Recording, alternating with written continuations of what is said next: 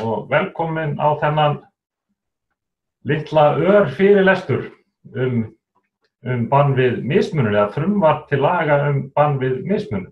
Ég ætla að fara í gegnum nokkrar glærur með ykkur og segja ykkur frá sögumálsins og svona helsta innihaldi í því frumvarpi sem að verið að vinna með núna. Það byrjaði að setja glærurnar hérna upp hjá okkur. Þær eru líklega svona. Og þetta sem sagt, viðfangsefnið frumvarp jafna meðferð einstaklinga á vinnumarkaði. Og ég hef sett hérna fyrir neðan orðin beðið eftir Godot og þau ykkar sem að hafa verið svo heppin að fara í leikhús og horfa á leikritið beðið eftir Godot eftir Samuel Beckett minnist þess að leikritið alveg rosalega langt. Það gerist alltaf svona frekar dauðri senu og það eru tveir kallar sem vafra og eru að bíða. Og það svolítið saga þessa frumvarps eins og ég kem að á eftir. En hvað að ræða? Það voru settar upp úr 2000 voru settar tvær tilskipanir á vettvangi Evrópusambandsins. Annars vegar númer 2078 sem eru svona almenna reglur jafna meðferð á vinnumarkaði og þar tekið á meginreglunni jafna meðferð út af trú, lífskoðun, fötlun, skertri starfsgetu, aldri eða kynhneigð. Og síðan önnur tilskipun frá sama ári, númer 43, sem að sérstaklega tekur á jafnri meðferð manna án tillits til kynþáttar og þjóðernis. Þessar tvær tilskipanir falla alls ekki undir, hvað ég var að segja, þær skyldur sem við höfum samkvæmt samningnum Evrópska efnahagssvæðið. En engu að síður þá eru þær mikilvægar og það var farið var ákveðið á sínum tíma að skoða innleiðingu þeirra. Og þarna eru tvær tilskipanir og það sem við erum að gera núna það að verið að setja þetta hvað varðar vinnumarkaðinn inn í eina löggjöf en síðan eru sérstök lög sem að munum fjalla að öðru leyti mismunun vegna kynþáttar og þjóðernis. En það aukaatriði að verið að setja semst ein heildstæð lög sem að taka á öllum þessum mismunaþáttum á vinnumarkaði. Og eins og ég sagði að þá bar okkur ekki skylda til þess að innleiða þessa tilskipan. Það var hins vegar þannig að Norðmenn ákváðu að gera það bara undir eins og bara fóru í það verkefni leið og þessar tilskipanir voru klárar. Ríkisstjórn Íslands ákvað að fara sömu leið en það var ekki vegna þess að íslensku ríkisstjórninni hafi dottið í hug að það væri skynsamlegt á þeim tíma, heldur var þetta gert í tengslum við kjarasamninga Alþýðusambandsins á almennum vinnumarkaði. Þar fengum við semst inn yfirlýsingu frá ríkisstjórninni það að það skyldi unnið að gildistöku þessara tilskipana á Íslandi, þrátt fyrir það að okkur bæri ekki skylda til þess samkvæmt samningnum Evrópska efnahagssvæðið. Og eins og þið sjáið, þá eru þetta 14 ár síðan núna að þetta gerðist. Og það jú þannig að það búið að vera til, það var strax farið inn í að reyna að fylgja þess eftir, en það var hins vegar ekki fyrir á árinu 2005 sem að fyrst var skipuð nefnd í málinu og síðan var skipuð aftur nefnd á árinu 2006 og aftur á árinu 2008 og síðan starfaði nú meira og minna sama nefndin. Og síðan hún líklega, ég held að það sé svona nokkurn veginn sama nefndin sem að störfum núna á árinu 2016 og umboð hennar hefur jöfnum höndum svona verið endurnýjað. Það kom kippur í þetta eftir 2000 og eftir í tíð þar síðustu ríkisstjórnar því að þá var ákveðið að sækja aðild að Evrópusambandinu og þá var þetta nauðsynlegt því ef við hefðum sótt þar aðild eða þegar við sóttum þar aðild þá þurftum við að vera með þessar tilskipanir innleita. Það hins vegar leiddi ekki til nýrar vinnu, það var búið að vinna alla vinnuna hvort sem Og meginefni frumvarpsins þetta, mjög einfalt, það á að gera aðra tilraun og það úrslitafundur í málinu á næstkomandi föstudag og þar á að reyna að klára þetta frumvarp sem að bannar mismunun vegna kynþáttar, þjóðernisuppruna, trúar, lífskoðunar, fötlunar, skertar starfsgetu, aldurs, kynhneigðar og við bættum við kynvitundar sem nýtt hugtak og verður til síðar eftir þessar tilskipanir eru til. En hvað eru þessi lög? Þau varða getum við sagt, 4 meginþætti. Það aðgengi að störfum, aðgengi að sjálfstæðri atvinnustarfsemi eða starfsgreinum, þar með talið ráðningar og framgang í starfi. Það voru bönnuð mismunun hvað þessa þætti varðar. Þetta á að tryggja líka jafnt aðgengi að starfsráðgjöf, starfsmenntun og starfsþjálfun. Þetta tekur á öllum ákvörðunum í tengslum við laun, önnur starfskjör og uppsagnir. Og síðan að lokum þá þetta með þátttöku í samtökum launafólks eða atvinnurekenda, þar með talið þau hlunnindi sem þau veita félagsmönnum. Við getum nokkurn veginn sagt okkur það að núverandi lagarammi, þau ákvæði sem í stjórnarskránni okkar, tryggja þetta að mörgu leyti. En engu að síður það þannig að það hefur mjög erfitt að fylgja því eftir og það hafi ekki verið til neinir ferlar í lögum til þess að fylgja því eftir ef maður hefur talið á sér brotið öðruvísi heldur en að fara í málaferli.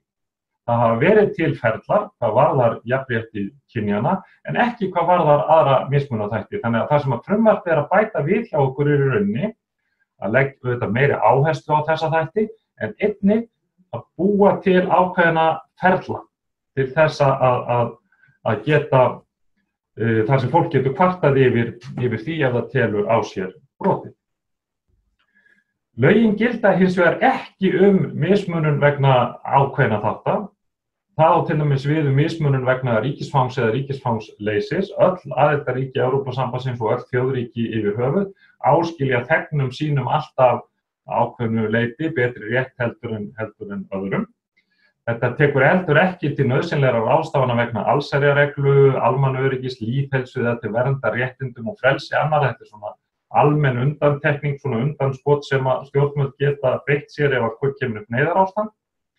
Þetta á ekki við mismunandi aldursskilyrði í tengslum við lífeyrisréttindi í lífeyrissjóðunum. Það part til vegna þess að það eru hlutir sem við semjum. Þetta á ekki við mismunun í opinberu félagslegum kerfum, svo sem réttindi samkvæmt lögum almannatrygginga, lögum félagsþjónustu sveitarfélaga og fleira.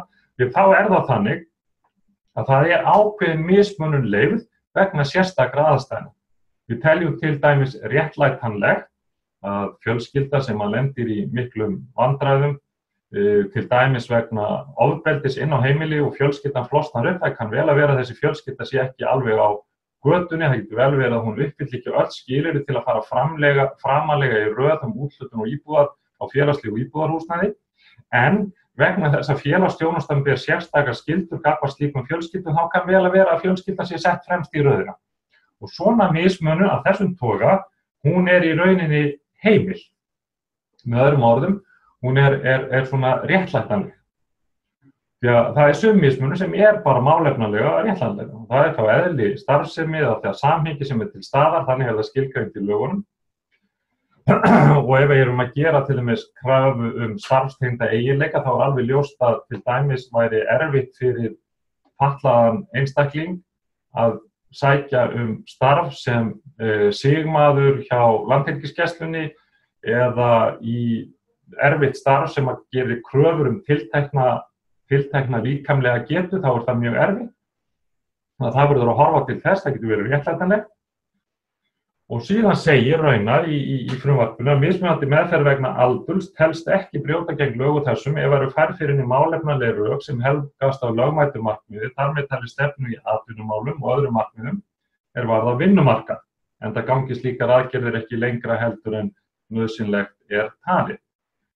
Það auðvitað löng saga á bakvið þetta vegna þess að mismunun á grundvelli aldurs var löngum talin svona helsta hindrunin á því að svona reglur eru settar. Vegna þess að það löng hefð fyrir því, getum við sagt að það reynt að ryðja til dæmis á vinnumarkaði þannig að ungt fólk komi frekar inn á vinnumarkaðan hraðar og fljótar heldur en verið hefur, þá þarf kannski að ryðja til í hinn endan og það þurfa að vera einhverja reglur sem að mæla fyrir það við einhverja tilteknar aðstæður að þá sé rýmka til á vinnumarkaðnum og kannski þetta meira í öðrum ríkjum heldur en hér hjá okkur, þar sem að reglurnar eru tiltölulega sveigjanlegar, á kannski frekar við sumt af okkar nágrannaríkjum þar sem að ráðningarfestan meiri heldur en hún hér. Þannig að þetta svona almenn undantekning eða svona almenn réttlætanleg mismunun, getum við sagt. Meginskyldunar sem að leggjast á atvinnulífið í þessu sambandi eru og segir bara hvers kyns mismunun á vinnumarkaði, hvort heldur bein eða óbein óheimil. Og síðan segir fyrirmæli mismunun telst einnig mismunun, þar að segja ef þú gefur fyrirmæli mismunun og jafnvel þó hann hafi ekki átt sér stað, þá felst í því mismunun. Og síðan því bætt inn líka að áreitni geti talist vera mismunun og þá það áreitni sem einstaklingar verða fyrir vegna stöðu sinnar, til dæmis vegna kynhneigðar, vegna þjóðernis eða trúar, það gera grína fólki að vera áreitað, það getur talist vera mismunun líka.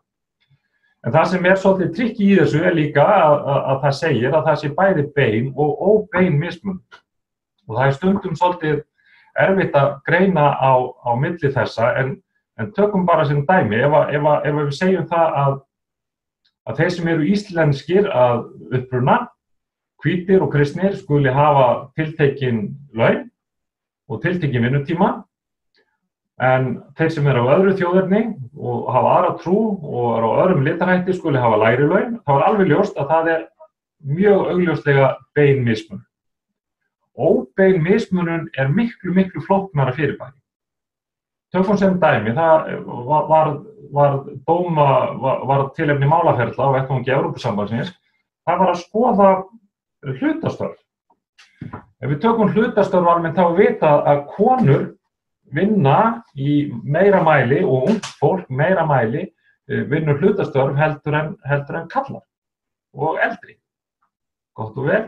Ef við erum með reglur sem mæla fyrir það að laun almennt og réttindi eru almennt verri fyrir hlutavinnufólk heldur en fyrir þá sem vinna fullan vinnudag, þá getum við sagt að allir sem að vinna hlutavinnustörf, þeir eru jú í sömu stöðu, en ef þú horfir á töluna og sér að meiri hluti þeirra sem vinna hlutastörfin eru konur eða eru einhver minnihlutahópur, að þá mismunun óbein ef að meiri hlutin í þeim störfum.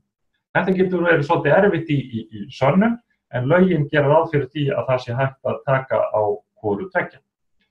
Hinar meginskyldunar eru það að atvinnurekendur og stéttarfélög og samtök þeirra skulu vinna markvisst að jafnri meðferð á vinnumarkaði í samræmi við markmið laganna, það sem við fáum ákveðið hlutverk í. Og sérstök skylda á atvinnurekendur að sjálfsögðu að vinna því innan síns fyrirtækis eða stofnunar og koma í veg fyrir mismunun. Þetta eru meginskyldunar. Nú framkvæmdin, það svolítið og það var kannski það sem að vantaði, hvernig eigum við eiginlega að fara í að framkvæma þetta. Við erum búin að vera með ákvæði í stjórnarskrá og lögum bann við mismunun mjög lengi, en það hefur ekki verið, hvað ég var að segja, mörg mál það og fólk þurfti að fara í málaferli bara fyrir hinum almennu dómstólum til þess að ná fram rétti sín. Þannig að núna verður þessu breytt og það var ákveðið eftir mjög mikla umræðu að í staðinn fyrir að búa til nýja ríkisstofnun, mismunastofnun ríkisins, að þá var ákveðið að fela verkefnið í hendur jafnréttisstofu. Og hvers vegna gerum við það? Það bara vegna þess að þar erum við með algjörlega þekkta ferla. Fólk þekkir fyrirbærið, það komin svona stjórnsýslu hefðum það hvernig tekið á kærumálum, þar kærunefnd og þetta svona ferlar sem við þekkjum. Og þess vegna var ákveðið að taka það þar inn.